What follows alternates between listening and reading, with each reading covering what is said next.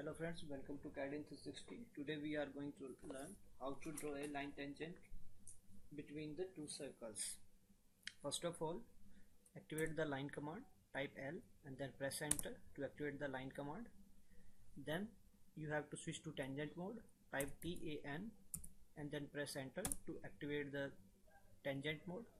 Next you have to select the first circle from which you want to draw a tangent. Then again activate the tangent mode, type TAN and then press enter and then select the next circle on which you want to draw a tangent. Okay, press enter to exit the command.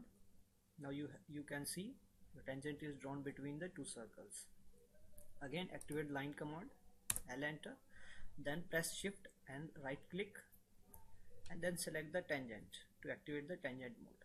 Select the first circle, then again press shift key and right click and then select the tangent to activate the tangent mode, and then select the second circle to create a tangent. Press enter to exit the command. In this way you can draw a tangent between the two circles. Thank you for watching this. Please subscribe for more tutorials.